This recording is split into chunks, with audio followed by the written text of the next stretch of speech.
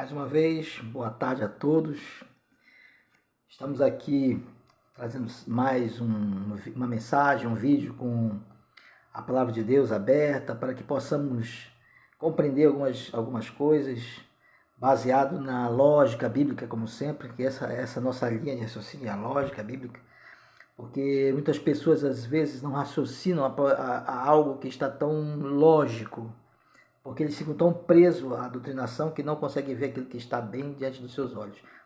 Isso que nós chamamos de lógica bíblica, aquilo que está claro e que às vezes as pessoas deixam passar despercebido. Já tem um vídeo no canal falando sobre o dízimo, né? A questão de o dízimo ser uma ordenança que pertencia ao Velho Testamento, que no Novo Testamento a condução da ajuda aos necessitados e a ajuda àqueles que levam o evangelho é baseada nas ofertas voluntárias das pessoas que queiram compartilhar e partilhar da obra do evangelho. Mas hoje eu quero colocar uma situação para que as pessoas reflitam, baseado na ideia que as pessoas têm de que o dízimo, da forma que é tratado nas igrejas, ainda tem a sua validade. Então, vamos mostrar uma lógica a partir dessa hipótese de que esse dízimo tem essa validade. Hipótese por quê? Porque tem um vídeo no canal explicando que já não tem mais essa ordenança do dízimo.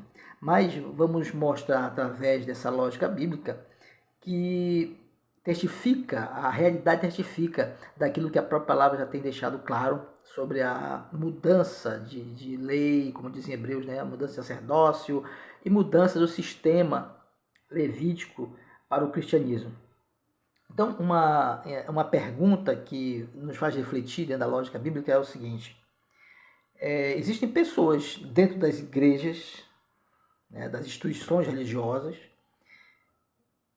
Há duas classes, tanto dentro das instituições religiosas, quanto pessoas que, segundo as próprias instituições, não fazem parte da igreja deles, que seria para eles a igreja verdadeira, não fazem parte da igreja, são o que eles chamam do mundão, né?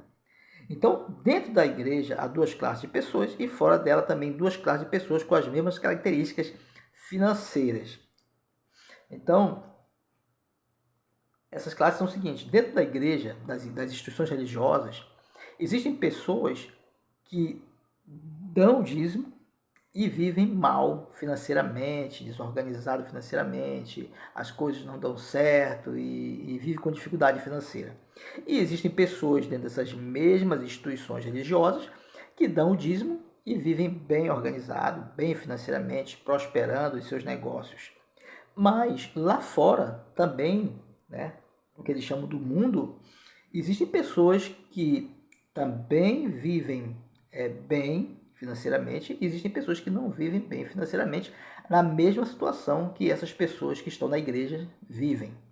Ou seja, não há diferença entre essas pessoas, né? Essa diferença de classe de pessoas no sentido financeiro.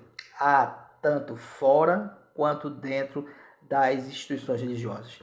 Então a pergunta é: se o dízimo ele traz consigo uma bênção, por que todas as pessoas que estão dentro das instituições religiosas não usufruem essa bênção?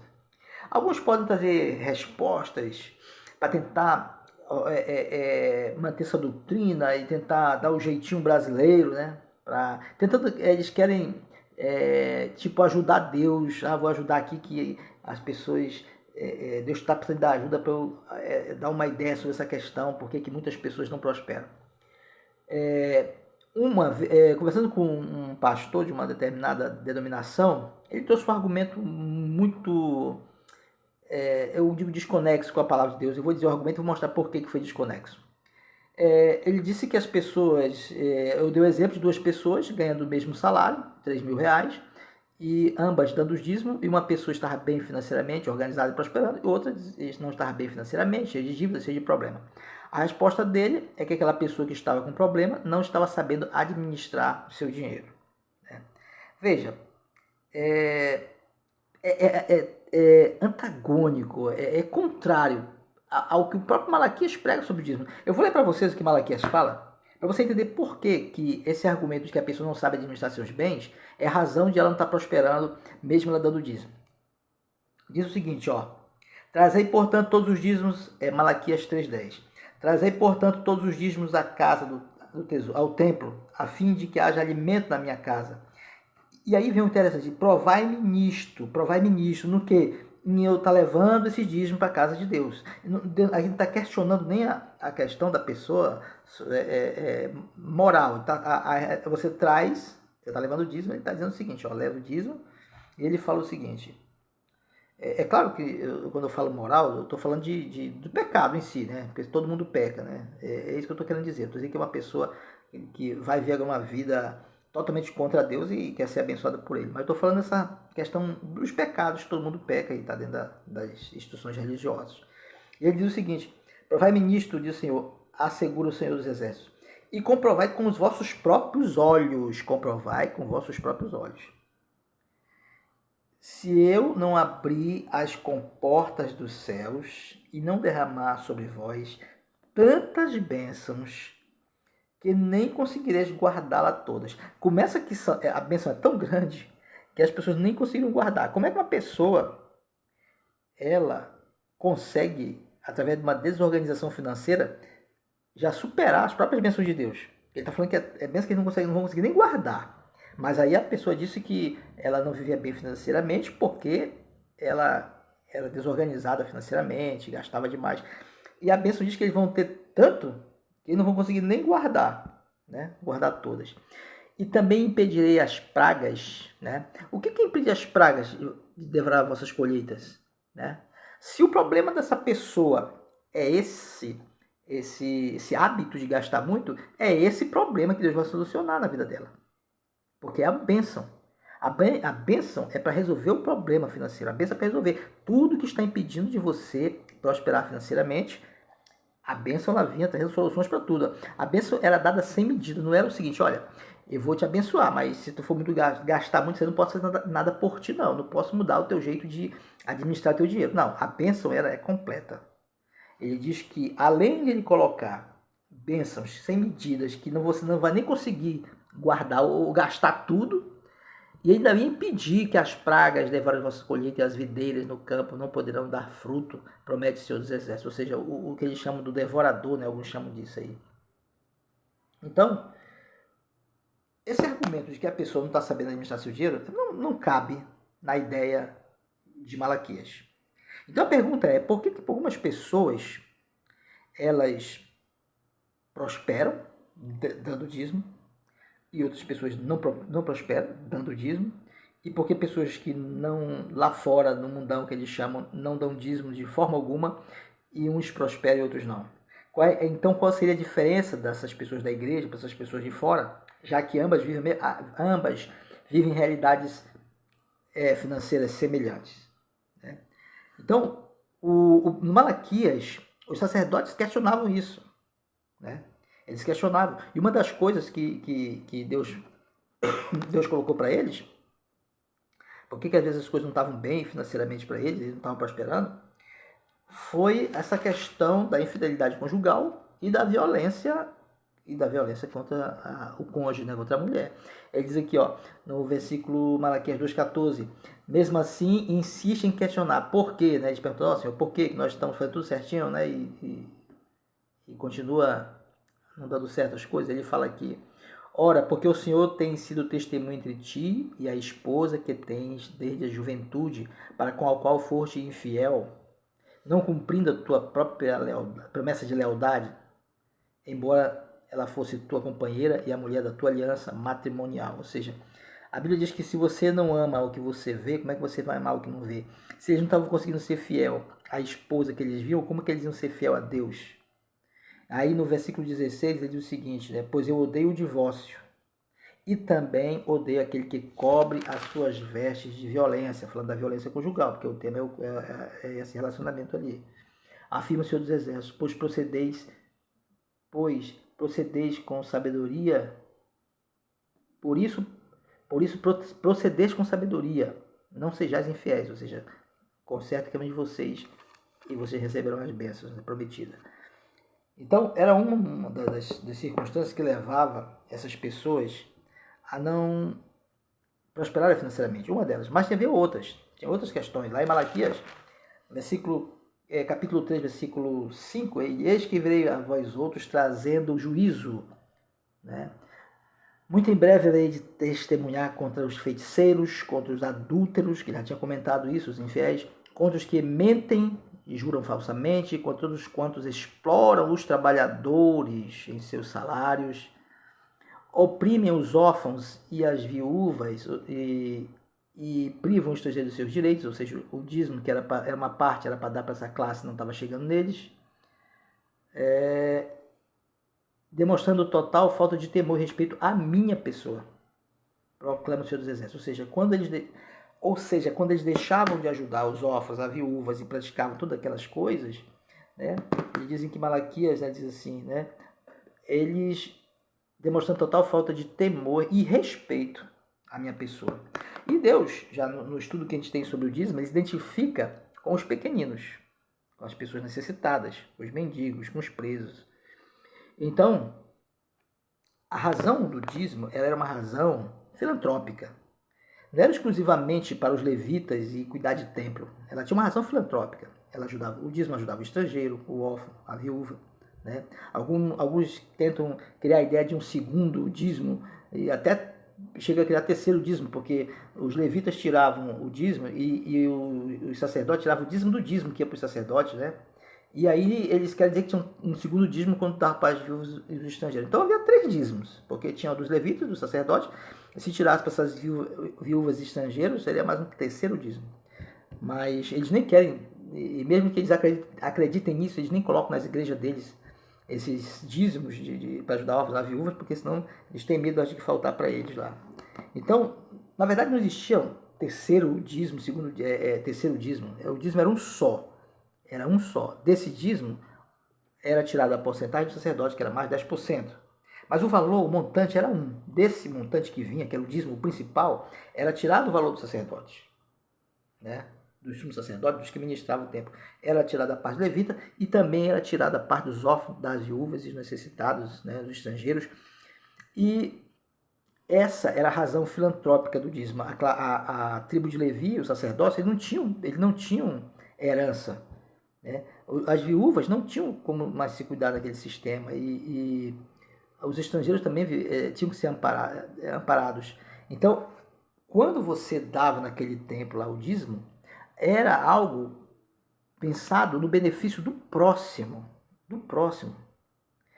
Nunca foi para Deus, sempre foi para o ser humano.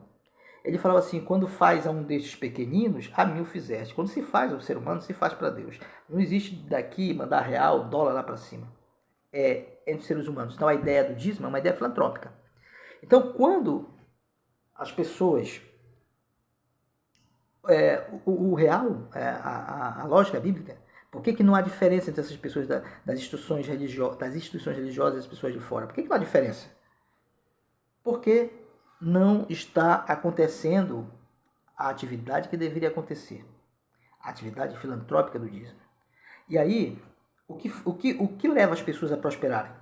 Segundo a Bíblia, a prosperidade é relacionada justamente a isso, a ajudar os necessitados, ajudar aos pobres. Nós temos muitas passagens dessas lá em Provérbios, Salomão, né? Vamos ter muitas passagens sobre essa questão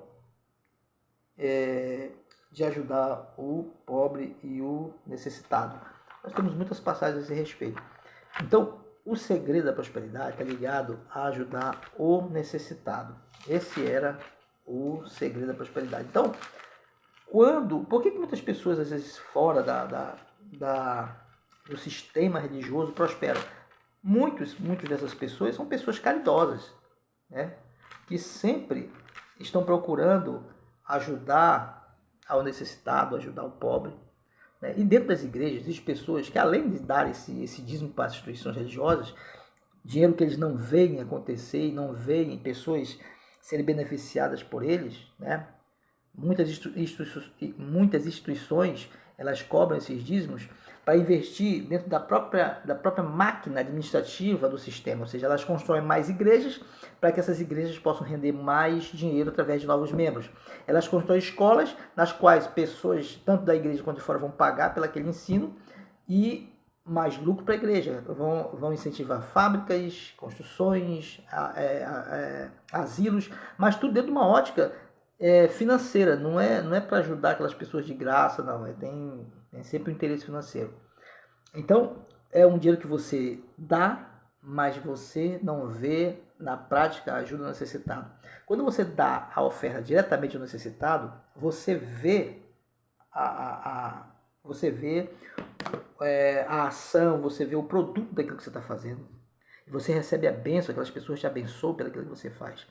Olha só que está em Provérbios 11, 24, diz o seguinte: quem dá com generosidade vê suas riquezas se multiplicarem. Outros preferem reter o que deveriam ofertar e caem na pobreza. O generoso sempre prosperará. Quem oferece ajuda ao necessitado, conforto receberá. Alguns pegam essa passagem para dizer que é dar generoso para a igreja, para o dízimo. Não, o contexto aqui não é para a igreja, ele está falando ao necessitado, né? É ao necessitado. E você vai encontrar mais ainda passagens falando isso aí. Aqui, Provérbio 10, 22. A bênção do Senhor produz riqueza, não provoca sofrimento algum, né? Ainda temos Provérbios 22, 9. Existem várias passagens que vão falar desse contexto. O homem generoso será abençoado porquanto reparte o seu pão com o necessitado, né? Então, o homem generoso será abençoado porque reparte o seu pão com o necessitado. Existem tem muitas passagens aqui, mas é um estudo à parte sobre a prosperidade, que é ajudar o necessitado. Mostra isso. Que faz as pessoas prosperarem, tanto fora ou dentro das instituições religiosas, é o coração generoso. Então, muitas pessoas estão dentro das instituições religiosas e são pessoas generosas, e por isso são abençoadas. E lá fora também, no que eles chamam de mundão, existem pessoas que também são generosas e por isso são abençoadas. E lá fora também são pessoas que são avarentas e por isso não conseguem prosperar. E dentro das instituições religiosas, embora elas deem aquele dinheiro para a igreja, dinheiro que eles não veem, né, que é até meio egoísta, porque eles dão aquele dízimo e acham que fizeram a parte deles com Deus, e quando chega um necessitado precisando, ele consola a sua consciência, dizendo: não, eu já fiz minha parte, já dei para a igreja, eu dei foi um dízimo, dei uma oferta gorda para a igreja, e então ele acha que está tranquilo. Então, as pessoas da igreja que prosperam são pessoas que são generosas com os necessitados, são pessoas que são generosas com os necessitados, e não é porque ela está dando aquele dízimo que ela está prosperando, mas porque ela é generosa com o necessitado. É por isso que nós temos essa diferença de classe. É por isso que fora das instituições religiosas existem pessoas que prosperam. É por isso que dentro das instituições religiosas, que tem a ideia do dízimo, tem pessoas que não prosperam, vivem com dificuldade, porque não ajudam, são avarentas, egoístas, cobiçosas, então não tem como prosperar. Fora aquelas pessoas que maltratam as suas esposas, né? São violentos com as suas esposas, né? Há homens que às vezes agem com violência com suas mulheres. Então que Deus possa abençoar, que você possa ser aberto a uma nova luz, pensando sempre em estudar a Bíblia a partir de você mesmo, não se guiando por teologias dos homens, que a Bíblia é um livro espiritual e se entende espiritualmente. Que Deus possa lhe abençoar. Até a próxima, se Deus quiser.